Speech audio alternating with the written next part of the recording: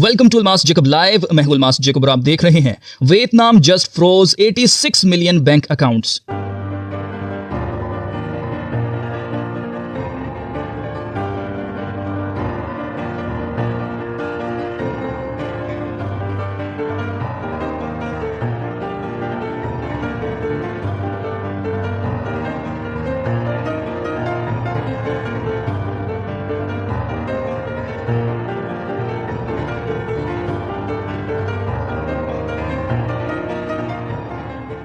18 सितंबर 2025 को वियतनाम ने अपने तमाम बैंक्स को बायोमेट्रिक वेरिफिकेशन करने के लिए हदायत दी, जिस पर 86 मिलियन अकाउंट होल्डर्स ने बायोमेट्रिक वेरिफिकेशन करवाने से इनकार कर दिया, जिस पर ये 86 मिलियन अकाउंट्स फ्रीज कर दिए गए हैं। वियतनाम की हुकूमत ने 30 सितंबर तक का टाइम दिया है। अगर कोई वेरिफिकेशन नहीं करवाएगा तो उसका अकाउंट परमानेंटली बंद कर दिया जाएगा और उसमें मौजूद जितने भी पैसे होंगे वो सारे पैसे जब्त कर लिए जाएंगे। वियतनाम के स्टेट बैंक ने सभी बैंक अकाउंट्स को बायोमेट्रिकली वेरीफाई करने की हदायत दी थी। तो अब इसमें मसला क्या है? 86 मिलियन कोई छोटा नंबर नहीं होता। पूरे वियतनाम में टोटल 200 मिलियन बैंक अकाउंट्स हैं, जिनमें से 86 मिलियन अकाउंट होल्डर्स ने बायोमेट्रिक वेरिफिकेशन नहीं करवाई। हाँ, इनमें से कुछ इनएक्टिव अकाउंट्स होंगे, शायद थोड़े से फेक अकाउंट्स भी होंगे, या बैरूने मुल्क ओवरसी जो होते हैं उनके भी अकाउंट्स होंगे, लेकिन फिर भी ये तकरीबन 46% अकाउंट्स बनते हैं, जो कि बहुत बड़ा नंबर है। तो ऐसा क्या हो गया है जो वियतनाम के लोग इस प्रोसेस से गुजरना ही नहीं चाहते? तो वजह है डिजिटल आईडी। पिछले साल 2024 में वियतनाम हुकूमत ने मुल्क में VNeID नामी ऐप लॉन्च की थी, जिस पर अकाउंट बनाने से लोगों को डिजिटल आईडी बनाकर दी जा रही थी।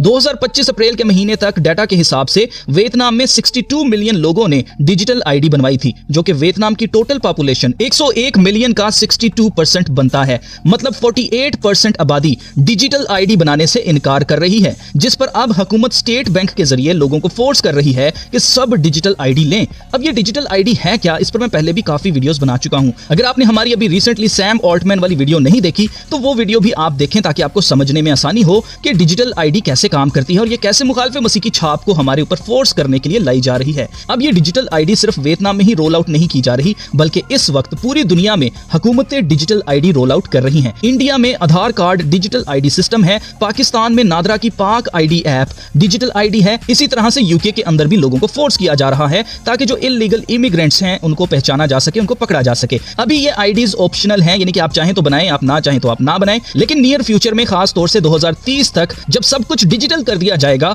उस वक्त डिजिटल आईडी ना होना मतलब आप दुनिया में एग्जिस्ट ही नहीं करते। फिर चाहे आपको गोली मारकर हलाक कर दिया जाए, किसी को नहीं पता चलेगा, क्योंकि आप दुनिया में एग्जिस्ट ही नहीं करते। अब देखा जाए तो ये अपने एजेंडास को पूरा करने के लिए लोगों को फोर्स कर रहे हैं। जैसे स्कूल्स में रॉकेट्स दिए जा रहे हैं, जबकि स्कूल एक एजुकेशनल इंस्टीट्यूशन है जहां तालीम दी जाती है। वहां मेडिकल का क्या काम? चर्च, मस्जिद, मंदिर में पॉलिटिकल फिगर्स को प्रीच किया जा रहा है, जबकि ये रिलीजियस इंस्टीट्यूशंस हैं जहां खुदा का प्रचार किया जाता है। अब ऐसे ही डिजिटल आईडी, जो कि हुकूमत का काम है, वो बैंक्स के जरिए फोर्स की जा रही है। अब जब इन्होंने बैंक अकाउंट्स ओपन किए थे, उस वक्त जो इन्होंने बायोमेट्रिक वेरिफिकेशन ली थी, क्या वो काफी नहीं थी? तो फिर से इन्हें बायोमेट्रिक इंफॉर्मेशन क्यों चाहिए? ये इनका पुराना काम करने का तरीका है। पहले ये लोगों को किसी चीज की आदत लगाते हैं, फिर जब वो लोगों की मजबूरी बन जाती है, तब उस ही मजबूरी का फायदा उठाकर अपने एजेंडास को पूरा करते हैं। बिल्कुल वैसे ही जैसे इन्होंने ईस्ट इंडिया कंपनी इंडिया में बनाई और कहा कि हम तो यहाँ बिजनेस करने आए हैं, और फिर क्या किया? इन्होंने कब्जा कर लिया। जैसे इन्होंने बैंक्स ये वादा करके बनाए थे कि आपका पैसा यहाँ पर महफूज है, और अब उसी पैसे को जब इनका दिल करता है फ्रीज कर लेते हैं। ये बदमाशी है, ये कहीं से सर्विस नहीं दी जा रही है।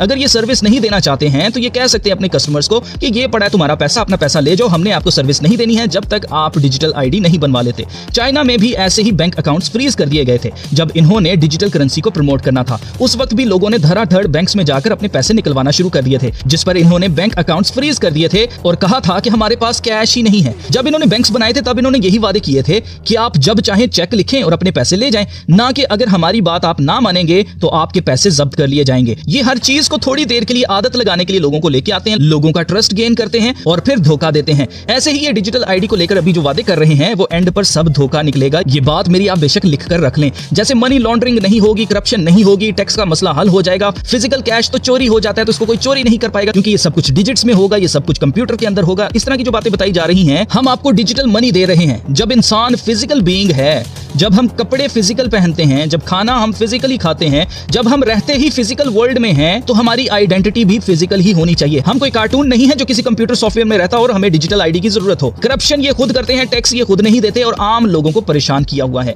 जब इन्होंने किसी शरीफ आदमी को पकड़ना होता है तो सारी एजेंसीज हरकत में आ जाती हैं और एकदम से उसको पकड़ भी लिया जाता है। लेकिन जब किसी ताकतवर को पकड़ने की बात आती है तो करप्शन के सबूत सामने होने के बावजूद ये उस पर हाथ ही नहीं डाल पाते। ये सिर्फ अपने एजेंडास को पूरा करने के लिए बहाने लगा रहे हैं कि जी करप्शन है, ये है, वो है। इन्होंने पहले हमसे सोना लेकर हमें पेपर नोट्स दिए और पेपर नोट्स पर हुकूमत की स्टैंप लगाकर हमारा ट्रस्ट गेन किया कि भाई हुकूमत इसके पीछे है। फिर हमें पेपर करेंसी पर लगा दिया, उन्होंने उसका आदी बना दिया। फिर पेपर मनी को खत्म करने के लिए प्लास्टिक मनी को लेके आए, डेबिट कार्ड, क्रेडिट कार्ड दिए और उसके बाद फिर इन्होंने ऑनलाइन डिजिटल करेंसी निकाल दी है, जिसका एंड गोल हमारी चमड़ी है। जी हाँ, मतलब मुखालिफ मसीह का झूठा नबी हर आजाद गुलाम, छोटे बड़े, अमीर गरीब, हर एक के माथे या हाथ पर एक एक छाप करवा देगा ताकि उसकी छाप के बगैर कोई खरीदो फरोख्त ना कर सके।